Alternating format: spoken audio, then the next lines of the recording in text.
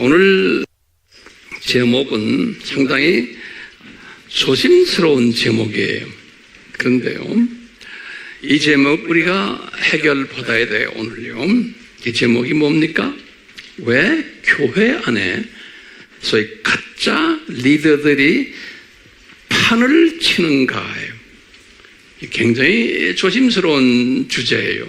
그런데 우리가 이 문제를 해결받아야 돼요. 오늘요. 왜냐? 오늘날 세계 어디를 가나 좀 이름 좀 있고 좀 성공했다는 목사들 상당히 많아요. 큰 나라마다, 가난한 나라도 네팔 가도 똑같아요. 네. 아프리카는 말할 것도 없고요. 이 동남아시아 똑같아요. 근데 이런 목사들을 제가 이렇게 만나서 교제해보고 같이 사역을 해보면요, 상당히 실망스러운 부분이 많아요. 왜냐? 소위 너무나 인간적이고 세속적이고, 그리고 돈 좋아하고 명예 좋아하고 출세 좋아하고 이런 스타일들이에요. 그런데 다들 유명한 목사들이에요. 성공하고 교인들도 엄청 많아요. 이런 사람들이 우리나라도 예외가 아니에요. 자, 오늘 이 문제를 가지고 오늘 좀 한번 같이 나누려 그래요.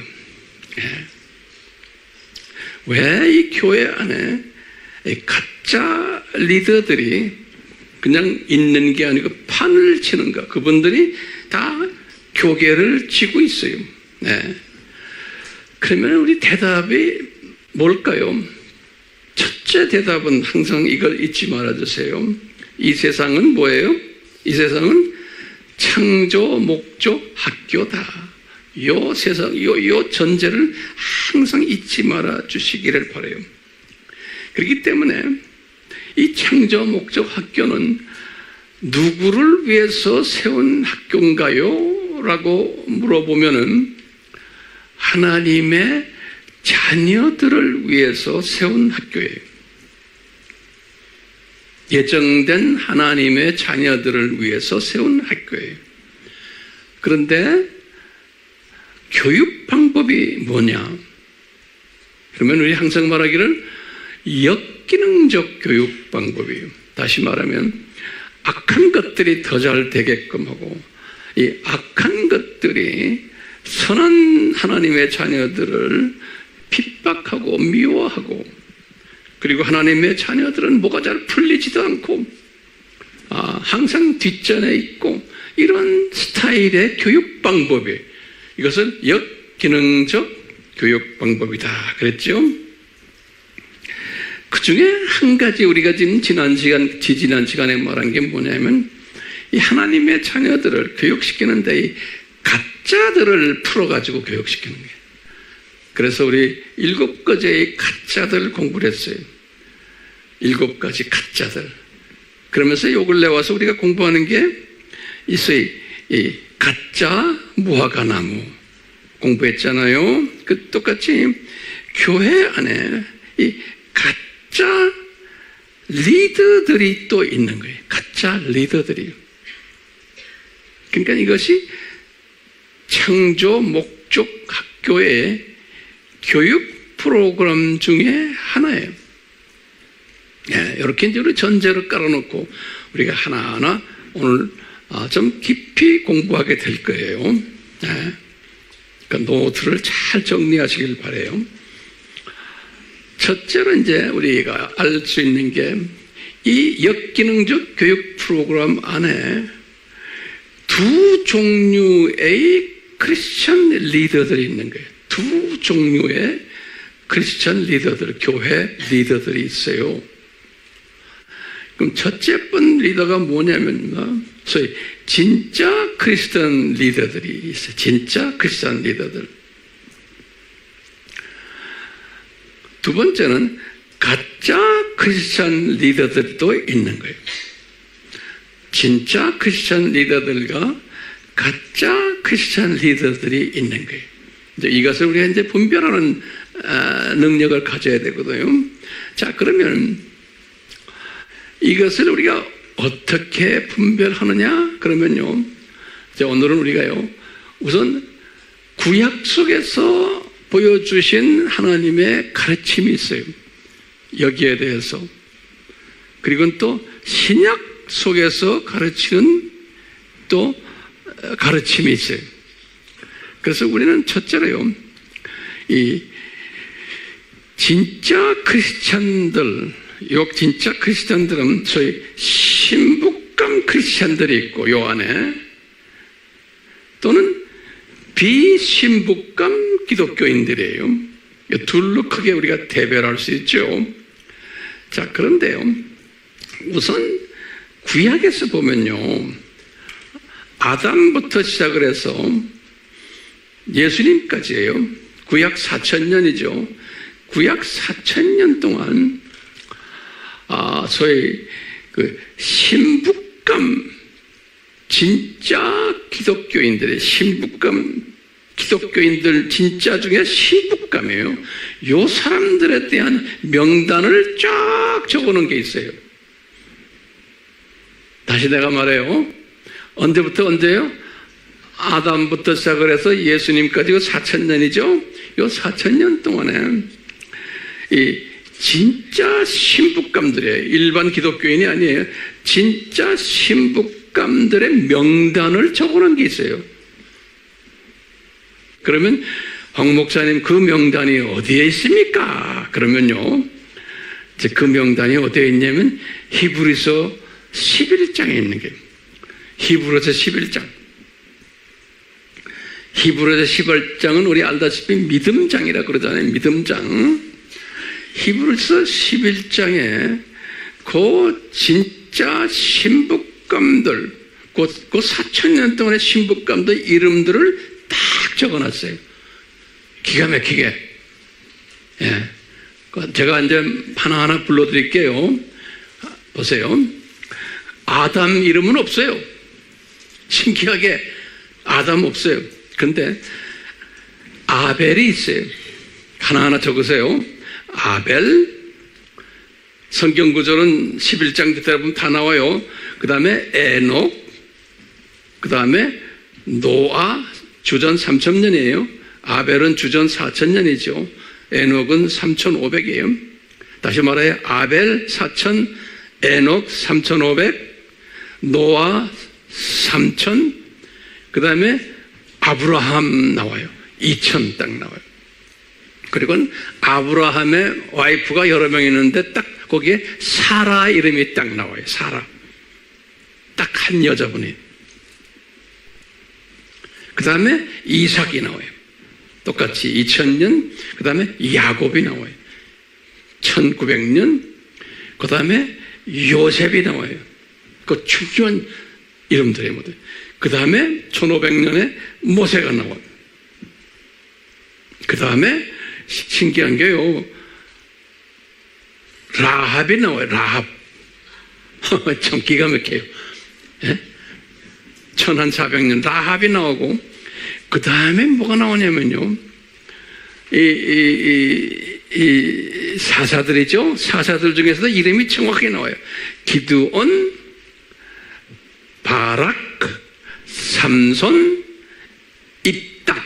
이렇게 4명 이름이 나와요. 11장 32절에 기드온, 바락, 삼손, 입다. 그리고는 주전 1000년에 다윗이 딱 나와요. 다윗. 그리고는 다윗 다음에 누구 이름이 나오냐면 사무엘이 나와요. 그리고는 그 다음부터 선지자들, 그래, 복수로 되어 있어요. 그러면 뭐냐면 엘리야부터, 엘리야가 850 주전이에요. 사무엘은 약 한 1000 정도 되죠. 엘리야 다음에 엘리사는 800이에요. 그리고는 우리 구약에 나오는 한 20명 정도의 이 선지자들 이름 나오죠? 쭉 나오죠? 성경에 나오는 이름들이 있죠? 이사야니, 엘리사니, 하박국이니, 뭐 쭉 해서도 나오죠. 이게 말라기까지예요. 그래서 보면 말라기 이름이 딱 나와요. 주전 400이에요. 예.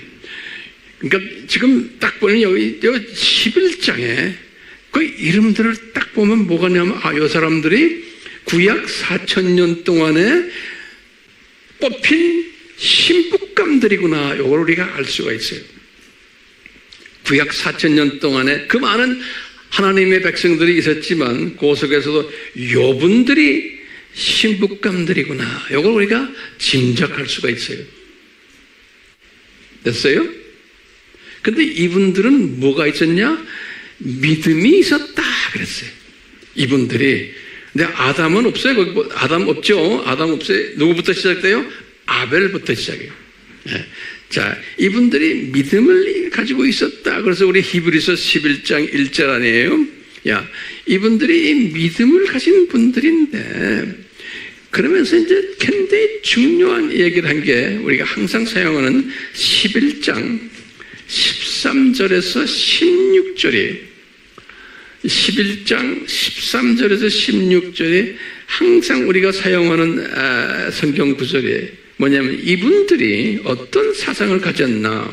이분들은 이 세상에 살면서 나그네의 삶을 살았다 그랬어요. 그리고는 타국인의 삶을 살았고 순례자의 삶을 살았다. 다시 말하면 천국 시민이지만 나그네의 삶을 살았다. 다시 말하면 학생 생활을 했다. 이렇게 이제 생각을 하시면 돼요. 그러니까 이분들은 이 세상에 살면서 나그네 삶, 이 세상은 내가 잠깐 방문한 나그네 세상이다라는 것을 항상 가지고서 산 사람들이라는 거예요. 다른 하나님의 자녀들은 구약 때 그렇게 살지 않았다. 이 세상을 자기 고향처럼 생각하고 살았는데 이 사람들은 나그네 세상을 가지고 살았다는 사람. 네. 그러면서 본향은 저 하늘나라다라고 생각하면서 살았다는 거예요. 11장 16절에. 그러니까 오늘 똑같아요. 우리도 같은 교회 다니지만 우리는 여기 내가 나그네로 와 있구나. 잠깐 학생 생활을 하러 왔구나는 그 사상이 투철한 생각을 가진 사람들이 있냐면 대부분은 그 생각 없어요. 내가 어떻게 하면 이 세상에서 오래 살고 건강하게 돈 많이 벌면서 출세하면서 사는가. 그것이 하나님의 복이다라고 생각하는 사람들이 대부분이죠. 그래요, 안 그래요? 그래요, 안 그래요? 왜 대답이 없어? 그렇죠. 또 주일날 설교도 그런 식으로만 하는 거예요. 네.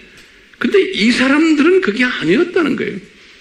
그러니까 우리가요, 예수님의 신부감이 되려면 이 사람들처럼 생각하고 살아야 돼요.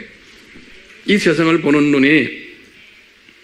그러면서 거기에 지금 11장 36절에서 40절에 뭐라 그랬냐면 이 사람들은 이런 사고방식을 가지고 살았기 때문에 세상 사람들과 또는 같은 하나님의 자녀들로부터 조롱을 받았다 그랬어요. 또 채찍질을 받았다. 어떤 분들은 살해도 당했다. 그리고 이분들은 궁핍했고 학대를 받았고 어떤 분들은 산속에서 토굴에서 살았다. 그래서 이분들은 항상 저 하늘을 쳐다보면서 더 좋은 곳을 향해서 항상 생각하면서 살았다. 이 세상에서는 그렇게 잘 살지를 못했다. 이런 말씀을 하셨어요. 자, 지금요, 내가 지금 말씀드린 지금 이 진짜 신부감들을 지금 구약 4000년 동안에 그것을 어디에서 보여줬어요? 히브리서 11장에서 보여준 거예요. 근데 거기 보면 아담이 없어요. 그러면 보세요. 저나 여러분들이 정말 주님의 은혜로 들림받아서 혼인잔치에 올라갔다 생각해 보세요. 혼인잔치에 올라갔다 생각하면은 혼인잔치 가기 전에 우리가 먼저 들림받아서 공중에 올라가잖아요. 그럴 때 예수님이 이분들과 같이 내려오시겠어요? 안 내려오시겠어요? 분명히 그 노트에 적어놓으세요. 분명히 예수님이 이제 공중으로 내려오실 때 최소한 이분들을 모시고 내려올 거예요. 그러니까 저나 여러분들이 만약에 들림받는 분들이라고 가정을 한다면 이제 곧 이분들을 만나게 될 거예요. 그 비전이 있어요, 없어요? 저는 그 비전이 있는 거예요. 우리 아미 친구들은 분명히 이 비전 가지고 있죠? 예. 여기 이제 소위 말하면 진짜 신부감 후보생들이 이 모습을 이제 구약에서 예표와 그림자와 본보기로 보여주신 거예요. 그러면 또 이제 다른 말로 표현해요. 그러면 구약에서 소위 하나님의 자녀인데 두 종류의 하나님의 자녀들이 진짜 신부감들이 있냐면 하나님의 자녀지만 비신부감들도 있는 거예요. 하나님의 자녀지만 그냥 일반 기독교인들이에요. 그렇죠? 예, 비신부감들. 그러니까 그런데 이 안에 보면 비신부감들인데 이 안에 보면은 정말 하나님의 자녀인데 특히 제가 오늘은 리더들 이야기합니다. 리더들 중에 겉으로는 하나님의 자녀인데 알고 보면 이게 가짜야. 이런 분들이 있냐면 하나님의 자녀, 하나님의 지금 사역자들이에요. 지금 말은 제가 보는 우리식으로 말하면 로마 가톨릭의 신부들이나 또 우리 개신교의 목사님들이나 이런 분들이 이런 분들도 사역자들이에요. 이런 분들 중에 겉으로는 진짜처럼 보이는데 알고 보면 가짜인 게 있는 거예요. 알고 보면 가짜. 그것을 구약에서 또 우리에게 보여주는 거예요. 구약의 이스라엘의 역사 속에서. 여기 뭐냐면 이제 솔로몬이 죽은 후에 북이스라엘과 남유다 왕국으로 갈라졌죠. 그 안을 들여다보면 그게 보이는 거예요. 그 안을 들여다보면은 여러분들 이제 곧 하나 적으세요. 북이스라엘을 딱 보면요. 하나님의 계획 속에서 왕을 20명을 만들었어요. 왕 20명. 자세한 내용은 우리 아바 들어가면 다 공부해요. 자, 20명 중에 첫 번째 왕의 이름이 뭐예요? 여로보암이에요. 여로보암이에요. 북이스라엘이에요. 이 주전 930년에서 909년까지 왕 노릇한 사람이에요. 여로보암이에요.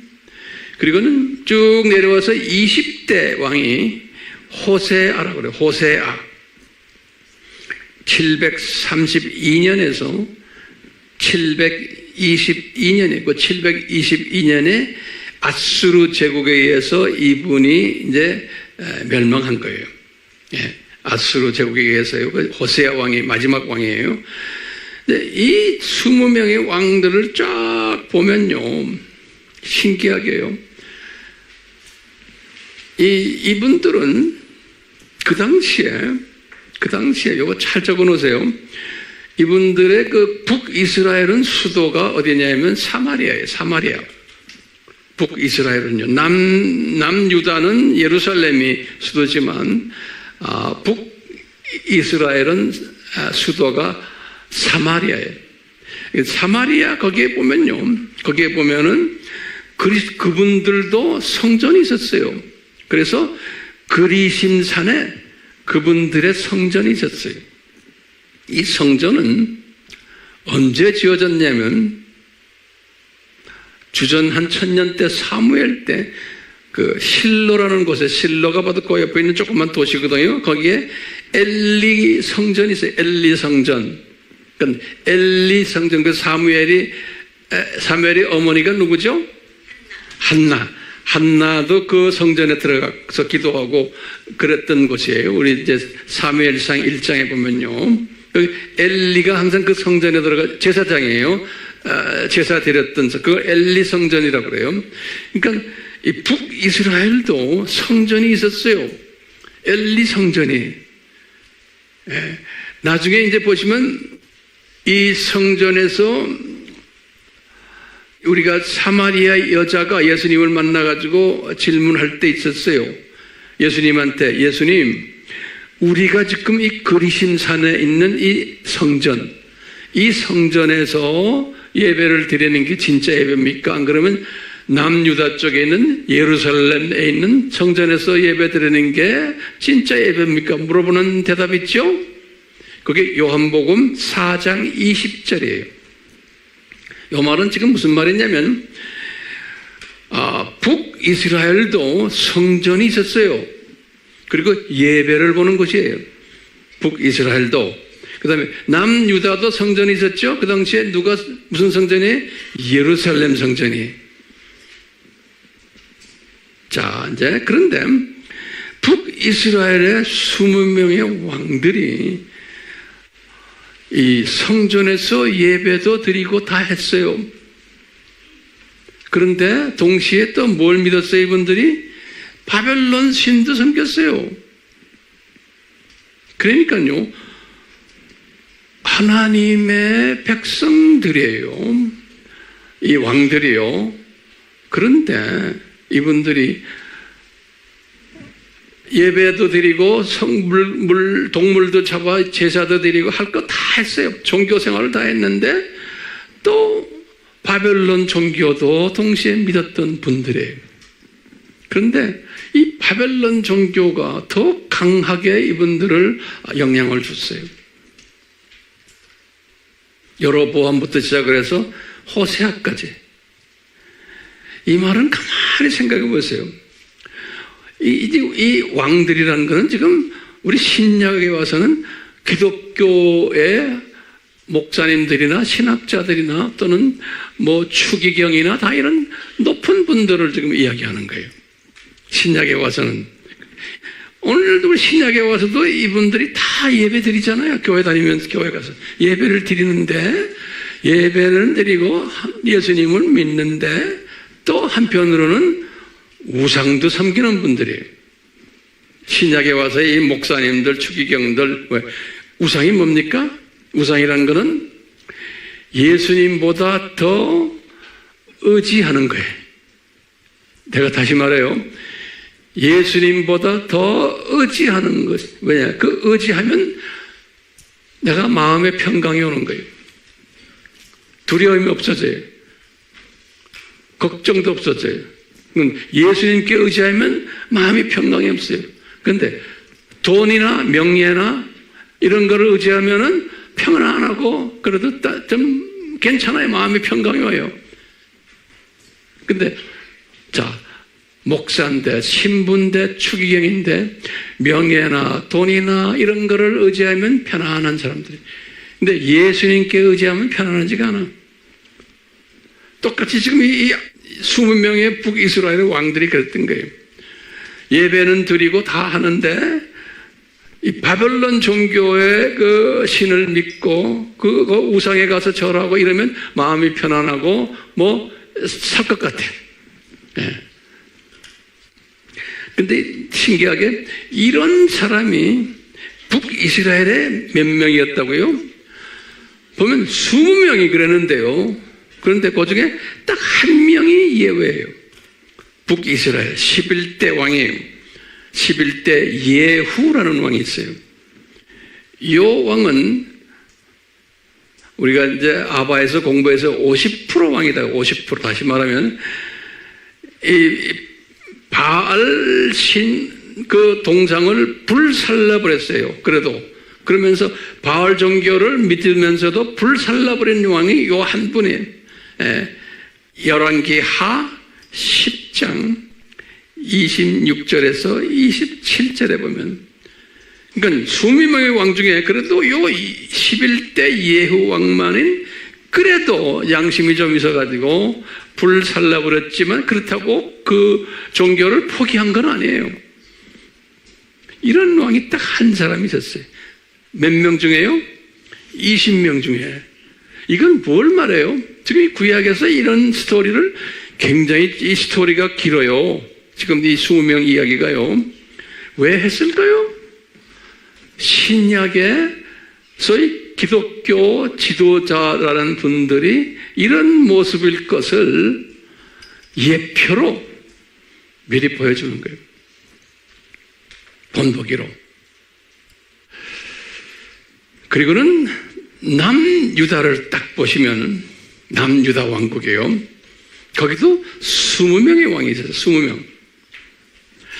이 남유다는 예루살렘 성전이 있는 나라예요. 그래서 남유다의 첫 번째 왕 이름이 르호보암이에요. 르호보암 930년에서 913년까지. 그리고는 마지막 20번째 왕이 시드기야라고 그래요. 시드기야 597년에서 586까지. 586에 이제 망한 거예요. 이제 바벨론에 의해서 이 남유다 왕국도요.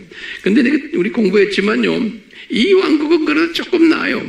이 왕국은 보면 20명 중에서 6왕이 이 우상도 섬기고 우상 두 신을 섬기지만 그래도 우상을 타파했어요. 6왕은 그래도 양심이 좀 있었어요. 제 말 알겠죠? 그래서 50% 왕이다. 거기에 자세한 것은 우리 아바에 공부하면 자세하게 다 나와요. 그리고 6왕이 그랬고 그 다음에 2왕이 있었어요. 이 2왕은 아주 유명한 왕이에요. 이 2왕은 우상을 완전히 타파한 왕이에요. 예, 그 왕들이 13대 히스기야 왕하고 16대 요시아 왕이에요. 네. 그렇게 보면요, 우리가 이제 이걸 가지고 이제 우리가 스스로 한번 우리가 생각하는 거예요. 이 100% 이 우상만 섬겼던 왕들은 어떤 왕으로 생각하면 돼요? 신약에 와서의 기독교의 지도자의 급으로 볼 때, 내가 볼 때는 이것은 가짜 리더들이구나 이렇게 보는 거예요. 가짜 목사들이구나, 또는 가짜 신부들이고 추기경들이구나 이렇게 보는 거예요. 가짜 교계의 리더들이구나 이런 분들을 보는 거예요. 그런데 그 중에 그래도 50% 정도만 한 사람들은 그래도 가짜가 아니고 진짜 리더들이지만 세상과 타협하는 사람들이구나 이렇게 한번 재해석을 해봐요. 됐어요? 해석이 됐어요? 자, 그러면 우리가 한번 퍼센테이지를 나눠봐요. 지금 40명이죠. 40명 중에 이 절충한 사람이 몇 명이에요? 7명이죠. 북이스라엘의 하나고 남유다의 6명이. 그 7명이죠. 그러니까 이 사람들은 퍼센티를 따지면 약 한 17%, 18%예요. 40명 중에. 근데 40명 중에 2명은 온전하게 한 사람은 5%예요. 그래서 이 5%라는 숫자가 우리를 상당히 우리에게 주는 메시지가 있어요. 그러니까 오늘날도 전 세계에 추기경들, 신부들, 목사들 있지만 제가 볼 때는 한 5% 정도가 요 신부감들이 아닌가 이렇게 그냥 지레 한번 추측해 보는 거예요. 왜? 성경에서 지금 보여주는 이걸 보면 그런 거예요. 그러니까 우리나라도 많은 목사들이 있지만 제가 볼 때는 한 5% 정도가 그래도 주님이 보시기에 기뻐하시는 분이 아닐까라고 한번 짐작을 해보는 거예요. 자, 그러면 이제 우리 질문 한번 던져봐요. 재미있어요? 이게 재미가 아니라 지금 이거 심각한 거예요, 지금. 자, 보세요. 그러면 거기다 좀 적어보세요. 왜 이 가짜 목사들, 신부들, 추기경들이 이렇게 많은가? 왜 이 가짜들이 이렇게 많은가? 지금 오늘날로 지금 와서 그러는 거예요. 오늘날에 지금 가짜들이 엄청나게 많은 거예요. 네. 그러면 대답이 모르겠어요. 이 대답이 뭐냐면 신학교를 보면 알 수 있으다. 이렇게 이 대답이에요. 이분들을 만들어내는 학교가 신학교예요. 가톨릭 신학교, 뭐 개신교 신학교들 보면 이 신학교들을 보면은 알 수가 있는 거예요. 예, 왜냐면 이 신학교들이 다 변해버렸어요. 전 세계 신학교들이 로마 가톨릭, 정교회, 그 다음에 뭐 루터교, 장로교, 침례교, 뭐 오순절 뭐 할 것, 전 세계 신학교들이 거의 다가 변질돼 버렸어요. 저는 학문을 공부한 신학교의 학자이기 때문에 내가 너무나 잘 알아요. 예. 우리나라도 마찬가지예요. 그렇기 때문에요. 이게 세계적 현상이에요. 그것 하나는 노트에 적어보세요. 이 세계적 현상이에요. 유럽의 신학교를 보면 거의 99.9%가 다 변해버렸어요. 네, 다 종교다원주의. 미국의 신학교요? 거의 70~80%가 그래. 70~80%가. 카나다요? 한 90%가 그래. 호주요? 오스트랄리아? 똑같아요. 90%. 우리 한국? 내가 볼 땐 한 70% 정도가 그래요. 아프리카 가보면 한 70~80%가 똑같아요. 아시아에 지금 우리가 섬기는 나라들 거의 한 70~80%가 그래요. 그렇기 때문에요. 이 신학교 자체가 이렇게 다 변질되어 버렸어요. 그렇기 때문에 그 안에서 나오는 사역자들이 다 변질된 사람이 될 수밖에 없는 거예요. 네? 자꾸 내가 이런 얘기 할 때마다 내가 이 말을 해요. 어떻게 황 목사님 아십니까? 그러면 황 목사님이 신학교에서 교수 생활을 20년 이상을 한 사람이에요. 미국에서, 카나다에서, 한국에서, 전 세계 각 신학교에서. 그러니까 나는 딴 건 모르지만 이거는 내가 알아요. 딴 건 몰라요. 이 분야는 제가 알아요. 네. 자, 그러면 한번 적어보세요. 그러면 오늘날 신학교들이 어떤 특색이 있는가? 그러면 첫 번째요. 성경을 가르치질 않아요. 성경을 가지고 가방에 들고 다니지 않아도 졸업을 할 수 있는 게 신학교예요, 오늘날. 전 세계 똑같아. 성경 안 가르쳐. 두 번째, 뭘 가르치냐 그러면 철학을 공부해요. 철학을. 현대 철학, 근대 철학 이러면서. 세 번째, 논리학을 공부해요. 논리학. 네 번째는 원어 공부해요. 그리스어, 헬라어 이런 거 공부해요. 그거 몰라도 괜찮아요. 다섯 번째는 교리를 공부해요. 교리. 여섯 번째는 리더십을 공부해요. 어떻게 하면 훌륭한 리더가 되느냐. 그 세상 리더십 공부를 해요. 일곱 번째는 카운셀링 공부해요. 어떻게 하면 카운셀링 잘하는가. 지금 신학교 가면 이 카운셀링 디파트먼트가 제일 커요. 뭐 대부분은 미국이나 카나다 신학교 가면요. 제일 학생이 많고 제일 커요. 이 카운셀링 디파트먼트가. 거긴 예수님 공부할 필요도 없어요. 그 다음에 여덟 번째 심리학을 공부해요. 아홉 번째는 윤리학. 열 번째는 뭘까요? 종교다원주의 학을 공부해요. 그래가지고요, 목회학 석사 받아요. 또는 목회학 박사 받아요. 신학 박사 받고, 철학 박사 받고. 어떤 학교들은요, 들어가기가 그냥 쉬워요. 원서만 내면 그냥 들어가요.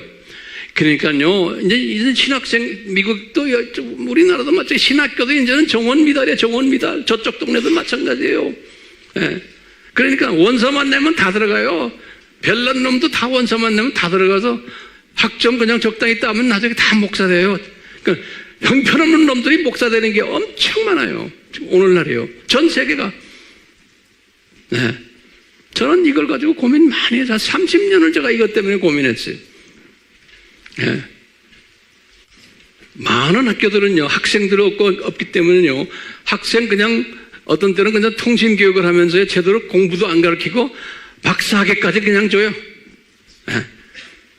그 엉터리 박사가 엄청 많은 게 신학계. 특히 가장 그 박사학위 좋아하는 나라가 우리나라예요. 그러니까 목사가 돼가지고 박사 안 되면 어디 가서 명함을 못 내네. 근데 우리보다 더 심한 게 인도 가면 더해요. 인도는 웬만한 목사들은 명함을 보여주면 박사가 4개, 3개 막 있어요. 나한테 보여줘요. 그럼 너 이거 어디서 받았니? 그럼 뭐 다 거짓말해요. 어떤 사람은요, PhD를 금년에 받았는데 내년에 또 무슨 PhD 또 2개를 달고 명함에 2개가 있는 별난 놈 다 많아요. 목사들이요. 근데 우리나라도 지금 그런 식으로 지금 가고 있어요. 목사가 아니면 어디 가서 짭도 못 가죠. 한국에도 목사가 아니면, 박사가 아니면. 네. 제 말이 기분 나빠요? 지금 우리 주님께서요, 지금 우리에게요, 이걸 보여주는 거예요. 지금 북이스라엘과 남유다의 수명의 왕들을 보시면서 이 신약시대의 지도자들이 어떻게 변질될 것인가를 보여주신 거예요. 예표로. 구약에서. 아까 우리 구약에서 처음에 뭐였어? 히브리서 11장에 나오는 그분들은 그게 진짜들이. 알겠죠? 근데 가짜들이 또 이렇게 있다는 걸 그 이스라엘의 역사 속에서 보여주시는 거예요. 예수님께서. 그게 구약 이야기예요. 구약 이야기. 여러분들이 들고 다니는 구약에 좋은 사람 이야기 여기 많이 있어요? 대부분이 이렇게 못된 짓 했던 이야기가 깔려 있어요. 여러분들이 들고 다니는 성경에 깔려 있어요. 자, 이렇게 하건 신약에 들어온 거예요. 신약이 이제 구약 이야기 끝나고 신약이 딱 들어. 신약에 들어와 가지고 이제는 신약 때 이제 하나님의 자녀들, 이방인들이에요. 신약 때 이 신학교가 이런 모습이 될 것을 예수님께서 미리 이렇게 구약을 통해서 보여준 거예요. 근데 신약 때 신학교들이 이렇게 될 것을. 그래서 예수님께서는 뭘 보여주시냐면 신약 때 교회들 또 지도자들 이런 모습이 될 것을 예수님께서 마태복음 23장에서 보여줬어요. 이제 마태복음 23장 우리 알다시피 화 있을진저예요. 그걸 7가지 화 있을진저로 예수님이 미리 말씀해 주셨어요. 근데 그것을 누구한테 말했냐? 서기관들과 바리새인들에게 말했어요. 그러면 여러분들 서기관이라는 건 뭐냐면 신학학자들을 말할 때 쓰는 말이에요. 서기관들은요. 그러니까 이 신약 시대의 이 학자들, 신학학자들과 바리새인들은 뭐냐? 보수 그룹들, 진보 그룹이 아니에요. 진보 그룹은 사두개인들이 진보 그룹이에요. 근데 예수님이 7가지 화가 있을 전제할 때는 딱 2그룹을 얘기했어요. 서기관들과 바리새인들이요. 그랬어요. 다시 말하면 보수 그룹들이에요. 진보는 말할 거 없어요. 요 보수라고 하는 이 사람들도 문제가 심각하다는 거예요. 그러니까 신학자 그룹들과 보수를 항상 가지고서 떠드는 친구들 안에 이 가짜들이 깔려 있다는 거예요. 예수님께서 그러면서 7가지 가짜들을 쫙 모습들을 말해줬어요. 우리 공부했죠? 꼭 간단히 보세요. 첫 번째, 어떤 모습으로 보여줬냐면 첫 번째는요, 니네들이 천국 문을 닫아놓고는 너희들도 못 들어가고 교인들도 못 들어가게 한단다 그러는 거예요. 이런 신학자들, 이런 목회자들이 깔려 있다는 거예요. 전 세계. 마태복음 23장 13절이 제 말 잘 소화하세요? 그런 사람들이 깔려있어요, 오늘날. 여러분들 요새는 손바닥에 유튜브에 들어가면 별난 목 다 나오죠? 쟤는 제 눈을 딱 보면 몇만 명이 지금 들어와서 듣고 있지만 내가 볼 때는, 주여, 그래요. 네. 수 없는 사람들이 거기에 깔려있어. 이제 죽음을 맛보고 있어요. 두 번째 그룹이 뭐냐면, 개종을 한다고 해서 바다와 육지를 돌아다니는 게 다시 말해 선교에 이르는 전도를 잘하는 사람, 전도와 선교를 잘하는 사람들인데 그 사람들은 데려와 가지고 2배나 지옥 자식을 만든단다 그랬어요. 예? 그러니까 선교도 많이 하고 교회도 커지고 이렇게 해서 많은 사람들이 지금 교회가 좀 성공하는데 2배나 지옥 자식을 만들어 놓는다는 거예요. 23장 15절에 그랬어요. 왜요? 요새 말로 하면 교인들에게 종교다운죄를 가르치고 인문학을 가르치고 뭐 이거 가르치고 그냥 사람들에게 카운셀링 가르치고 있다고 짓더라고 하는 거예요. 예수님 이야기는 안 하고 예수님 이야기는 잠깐씩 그냥 하기만 해요. 그러니까 교인들이 기독론을 모르고 종말론도 모르고 모르는 거예요. 교인들이 7대 신학을 모르는 거예요. 교인들이 10년, 20년, 30년, 40년을 다녀도 장로들도 까막눈들이요. 권사들 까막눈들이고 내가 왜 이렇게 소리 지르죠 갑자기? 예? 목사들, 부목사들 까막눈들이요 전부. 그게 왜 그럴까요? 예수님이 그렇게 디자인하신 거예요. 여기 지금 청정목적 학교라고 그랬지 이 세상. 예수님이 이렇게 될 것을 신약교회가 말씀 지금 하신 걸 내가 지금 말하는 거예요. 내 말이 아니에요. 또 세 번째로 예수님이 뭐라고 그러냐면요. 이들이 다 영의 눈이 멀은 사람들이 다 그래요. 영의 눈이 막, 그래서 세속주의를 가르치고 물질주의를 가르치고 인본주의를 가르친다고 그랬어요. 23장 16절에서 22절 또 23절과 24절 그리고 또 뭐냐면 이분들이 다 거짓 경건주의자들이라는 거예요. 거짓 경건주의자들이라는 거예요. 왜? 겉으로는 경건한 것 같은데 성품이 더럽고 그렇다는 거예요. 23장 25절에서 26절 회칠한 무덤들이라는 거예요. 23장 27절 28절 그리고는 의인들을 핍박하는 일을 한다는 거예요. 이 신약시대의 교회 지도자들이 소위 가짜 지도자들의 모습을 예수님이 지금 말씀하시고 그래서 예수님이 화 있을진저란 말은 니네들 지옥 간다는 소리예요. 딴 말 안 해. 화 있을진저 그런 건 니네들 이렇게 목사 생활하고 신학자 생활하고 뭐 까불었지? 지옥 간다는 거예요. 그래서 화 있을진저라는 그런 시대가 이 신약 시대가 그렇다는 거예요. 신약 시대가요. 이게 지금 창조 목적 학교에 학생들을 위해서 교육을 시키기 위해서 이 교회 모습이 이렇다는 걸 지금 예수님이 지금 가르쳐 주시는 거예요.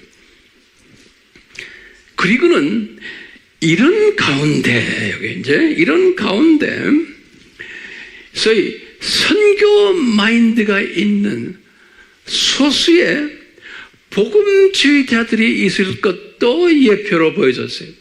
이런 가운데 선교 마인드를 가지고 사도행전 1장 8절에 선교 마인드예요. 1장 8절 마음들을 가지고 내 민족과 타민족에게 복음 전하는 분들이 있다라는 거예요. 이런 가운데 그분들이 누구냐? 그러면서 딱 보여준 게 사도행전 교회를 보여주신 게 사도행전 시대. 그래서 사도행전을 보여주신 거예요. 베드로의 리더십, 바울의 리더십을 보여주신 거예요. 그러니까 우리는 이것을 따라야 되는 거예요. 그리고는 예수님이 그 후에 뭘 보여줬냐? 카타콤 교회의 리더십을 보여줬어요. 카타콤 교회.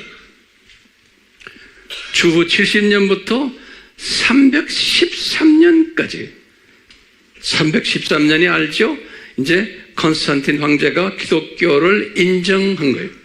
그 전까지는 안 했죠. 그래서 주후 70년부터 313년까지를 카토급 교회. 그러니까 이 진짜 크리스찬들의 모습을 이렇게 보여준 거예요.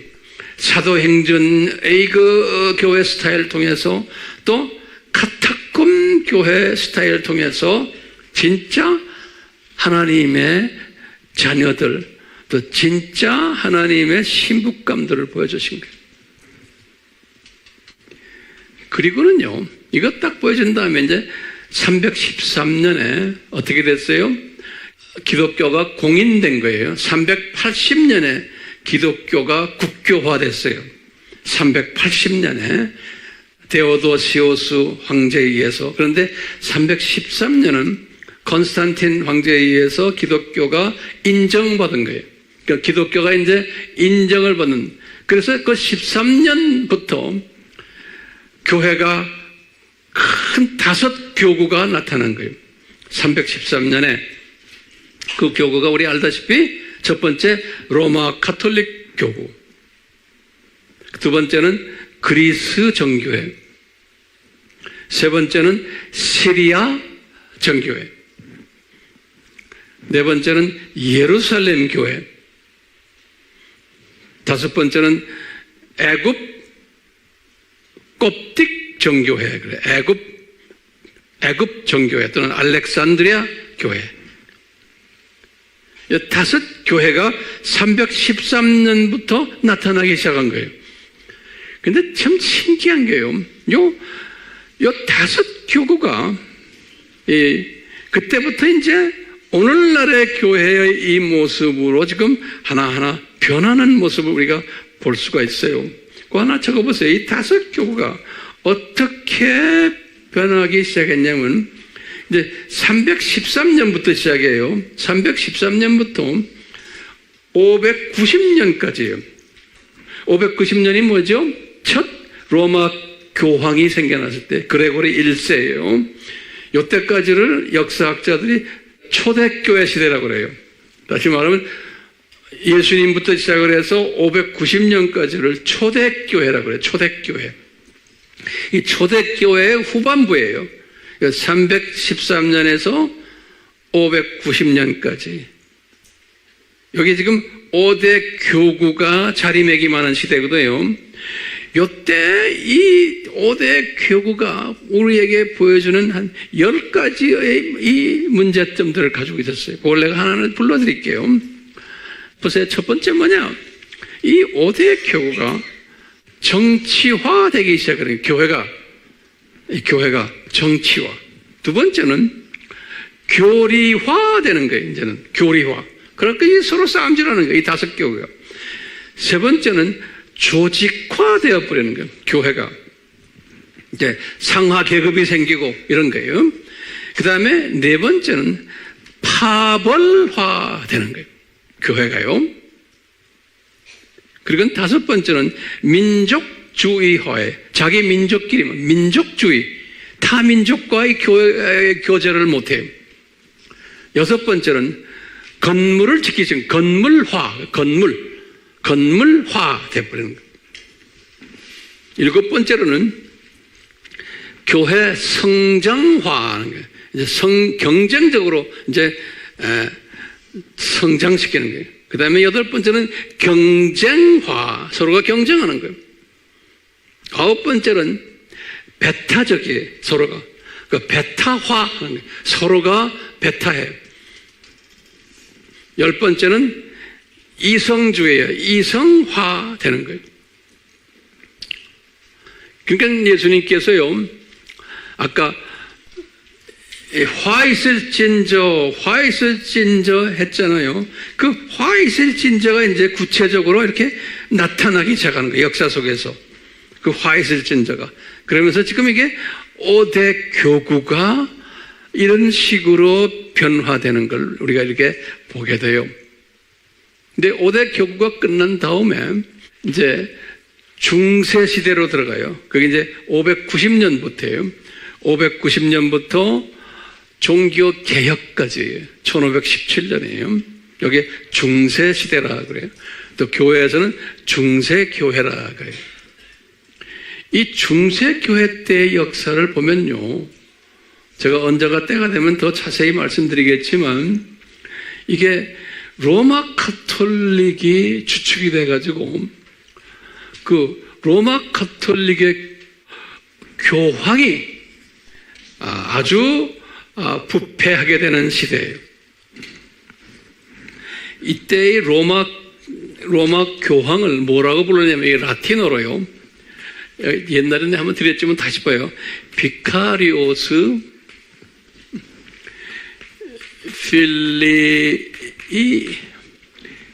데이 그래요. 이 데이라는 말은 뭐냐면 이건 영어로 갓을 데이라고 그래요. 우리 데오 그러죠. 이게 라틴 말이에요. 라틴 말.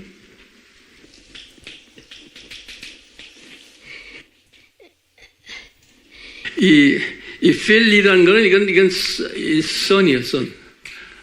하나님의 아들. 그래서 필리 아이예요. 근데 비카리오스라는 말은요. 이 영어로는 뭐라 하냐면 영어로는 이렇게 해서 바이카 그래요. 바이카. 이렇게 바이카. 바이카란 말은 무슨 냐면 한국말로 말하면 대리자. 그러니까 하나님의 아들의 대리자라 그런 소리. 이거를 교황. 그래서 이 단어요. 비카리우스 필리이 데이. 이건 그냥 알아두세요. 많이 쓰는 단어예요. 특히 요 근래 와서. 교황이 이만큼 높은 위치에 있는 거예요. 그러니까 교황이 예수님의 분신으로 생각하면 돼요. 근데 놀랍게도요, 이제 이 그레고리 이분이 지금 590년에 이제 그레고리 1세가 이제 교황이 됐잖아요. 이 교황인데 이분이. 이게 590년은 무슨 세기예요? 이게 6세기죠. 6세기. 그러면 이제 7세기부터 제가 이렇게 데이터를 한번 쭉 뽑아봤어요. 7세기부터 보면요. 7세기에 교황이 몇 명이었냐면 20명이었어요. 여기 히스토리를 보면요. 교황들이 서로 싸움질하고 교황이 뭐 동성애 하는 놈도 있고 또 교황이 누구를 죽이고 하는 예수님의 대리인이라고 해놓고는 이 교황들 하는 짓들을 보면 형편없는 깡패 노릇하는 거예요. 그렇기 때문에요. 100년 동안은 20명의 교황이 있었어요. 하도 싸움질해서요. 이제 제가 교회에 있으면 내가 자세히 보시겠지만 이 8세기 때는요. 12명이 9세기 때는 21명이 10세기 때는 22명이 11세기 때는 21명이 이렇게 해서요. 특히 여기 지금 7세기부터 11세기까지 11세기라는 건 언제 1200년 정도죠. 요건 600년부터 이때요. 보시면 교황이 이때 역사들을 쭉 보면 교황이 엄청나게 부패해져 가지고 교황이 말도 못하게 나쁜 짓 하는 이야기들이 쫙 써 있어요. 자, 이때만 해도 개신교가 아직 안 나타났을 때죠. 그렇죠? 그러다가 이제 종교 개혁이 있었죠. 1517년에 종교 개혁이. 종교 개혁이 있어서 개신교가 나타났어요. 이 개신교가요. 개신교의 교단들은 우리 알잖아요. 근데 개신교도 놀랍게도 아까 그 5대 교구의 10가지 모습 생각나세요? 5대 교구의 10가지 모습. 정치화, 교리와 조직과 파벌과 쭉쭉쭉해서 나왔죠. 이 개신교 교단들, 루터교, 장로교, 베프티스트, 심지어는 나중에 이제 오순절까지요. 다 10가지 이 모습을 그대로 답습하는 거예요. 이 개신교가 놀랍게도요. 이 안에 목사들, 신학자들, 총회장들 다 이런 변질된 모습으로 보여주는 것이 이 개신교의 모습이에요. 로마 카톨릭도 그랬고 영국 성공회도 그랬고. 그런데 보면요, 이 기독교 역사라는 게 지도자들은 하나같이 다 이런 모습으로 변질된 게 기독교 역사인 거예요. 그 안에 소수 숨겨진 사람들이 있었지만 겉으로 나타난 우리 입에 오르내리는 이 모든 사람들은 다 이렇게 변질된 지도자들인 거예요. 그걸 우리가 왜 그럴까요? 그러면 뭐라고 그래요? 여러분들 뭐라고 대답해요? 구약에서 이미 다 보여주시잖아요. 그러는 거예요. 구약에서 예표로. 자, 이러는 가운데 1776년이 그 유명한 미국이 독립한 해예요. 이때 5월 1일에 일루미나티가 만들어졌어요. 1776년에. 자세한 이야기는 또 때가 되면 제가 하겠어요. 오늘은 그냥 간단하게. 이 일루미나티가 형성되면서, 일루미나티는 우리가 두 짐승 중에 첫 번째 짐승이라고 그랬죠. 그 다음에 로마 카톨릭이 두 번째 짐승이라는 거 우리 알죠?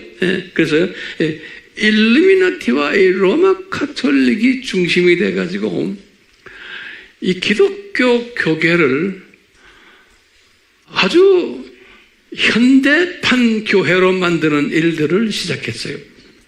이 말은 뭐냐면 첫 번째 기독교 교계를 이성화시켰어요. 이성화. 또 두 번째는 과학의 사이언스예요. 과학화시켰어요. 거기다가 또 사회주의화시키고 또 공산주의화까지 시켰어요. 이 일루미나티의 영향으로. 그래서 그 열매들이 있어요. 이거 하나하나 적으세요. 그 열매들이 뭐냐? 이 불란서는 로마 카톨릭이 강한 나라에 불란서 혁명을 일으켰어요. 이게 공산화 사회주의화예요. 1789년에. 그리고는 그 후에 세계 1차 전쟁이 일어났어요. 세계 1차 전쟁. 1914년에서 17년. 다 이 그룹들이 하는 거예요. 교회가 다 여기 인볼브되어 있어요. 세 번째는 러시아 혁명이 일어났어요. 공산혁명이 1917년에. 그리고 이제 네 번째는 중국 공산당이 생겨났어요. 모택동이 1927년에. 그리고는 세계 2차 전쟁이 또 일어났어요. 1937년에서 45년에. 그 다음에 WCC가 생겨났어요. 1948년에. 이게 다 연관되어 있어요. 그리고는 한국전쟁이 일어났어요. 1950년에서 52년에. 그 후에 WEA가 생겨났어요. 1952년에. 그리고는 베트남 전쟁이 일어났어요. 1965년에서 75년에.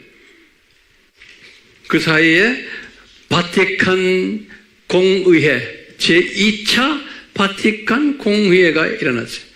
1962년에서 65년에.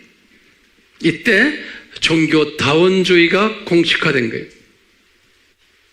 그러면서 독일과 영국, 독일 교회가 무너지고 영국 교회가 무너지고 카나다 교회가 무너지고 미국 교회가 무너지고 이제는 한국 교회도 무너지기 시작을 해요. 자, 그러면 이제 오늘 결론 말씀 한마디 하겠어요. 왜 이런 일들이 일어나고 있나요?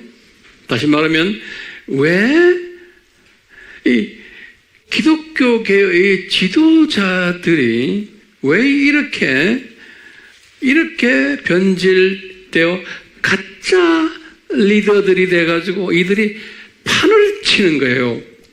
예. 왜 지금 오늘날 세계가 이렇게 가고 있나요? 라고 질문 던지면은 그러면 여러분들 저에게 좀 답해 주세요. 정답이 뭐예요? 나 말 안 해요, 이제. 여러분들 정답을 주세요. 예? 정답은, 내가 깨달은 정답은 이거예요. 예수님이 본인이 공중재림하기 전에 이런 일들이 일어날 것을 감난산 설교에서 예언한 거예요. 그렇기 때문에 감난산 설교를 성취시키기 위해서는 이런 일들이 반드시 일어나야 되는 거예요. 그러기 위해서 우리에게 뭘 보여주셨나? 잘 보세요. 그러기 위해서 우리에게 구약을 통해서 미리 보여준 거예요. 우리 봤죠? 뭐냐? 첫 번째, 히브리서 11장 그룹들 보여주시고, 두 번째는 북이스라엘과 남유대 왕국의 역사를 통해서 보여준 거예요. 또 하지 말아요. 그럼 신약에서는 뭘 보여주셨나? 지난 2000년 동안. 첫째, 7대 화 있을 것을 미리 말씀하셨어요. 이런 일들이 일어날 것을. 그 다음에 5대 교구들을 통해서 보여주셨어요. 그 다음에 세 번째는 중세시대의 이 교황들이 부패하는 모습을 통해서 보여주신 거예요.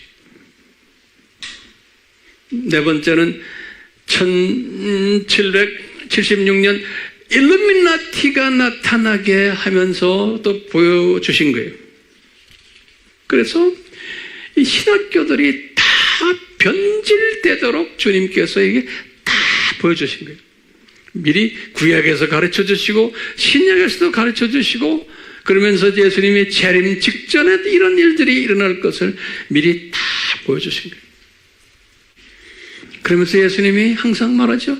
이걸 내가 너희들에게 보여주는데 그럼 너희들은 어떻게 살아야 되느냐? 예수님 재림 직전에 살고 있는 신부감들이에요. 신부감들. 왜냐? 나머지 사람들은 노아의 때와 같이 관심도 없다는 거 여기에 대해서는요. 그렇지만 신부감 되는 사람들은 이 시대에 어떻게 살아야 되느냐? 그러면 제가 수천 번 똑같은 이야기하는 거예요.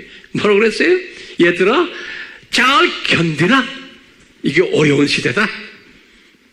오케이? 그리고는 깨어라. 그리고 준비하고 외쳐라. 예수님이 분명히 방법론을 제시해 주셨어요. 그래서 지금 이 에마 교회의 존재 목적이 이건 거예요. 황 목사가 여기 서서 여러분들에게 목회하는 목회의 목적이 이거예요. 그렇죠? 여러분들이 여기에 따라오는 사람은 복 있는 사람이고 따라 안 와도 괜찮아요.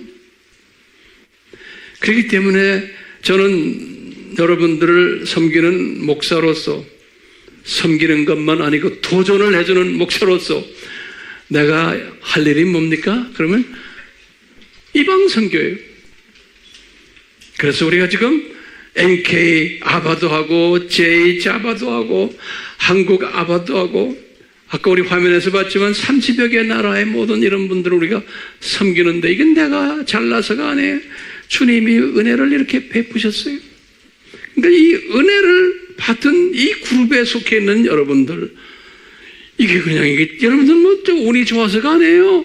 보니까 주님이 특별히 사랑하시기에 여러분들 주님이 이 어려운 신학 공부를 하면서 여기 앉아서 노트 정리하시면서 이렇게 있구나. 거기다 셀까지 열심히 하는구나. 감사한 것은 우리 젊은이들이 지금 양이 숫자가 많아져가지고 셀이 좀 둘로 됐어요. 얼마나 감사한지 모르겠어요. 젊은이들이 많이 이제 와야 되잖아요. 네. 그래서 우리 찬양을 지금 할 터인데, 내 마음에 주를 향한 사랑이, 이 찬양 우리 같이 합시다. 제가 기도하겠어요. 우리 예수님, 오늘 정말 어려운 주제를 가지고 제가 이 단에 섰습니다. 정말 말하기도 힘들고 말하기도 싫은 그러한 주제를 가지고 주님이 도와주셔서 이만큼 말하게 하셨습니다. 나머지는 주님 각자들에게 직접 말씀해 주시옵소서. 이 시대가 어떤 시대고 어떻게 살아야 됨을 깨닫고 순종하는 한 분 한 분 되도록 주여 은혜 내려 주시옵소서. 예수님의 이름으로 기도드리옵나이다. 아멘. 주여, 이 고백을 하는 주님의 자녀들 한 분 한 분 위에 예수 그리스도의 무한하신 은혜와 하나님 아버지의 극진하신 사랑하심과 성령님의 역사하심이 떠나지 않기를 주의 이름으로 축원하옵나이다. 아멘.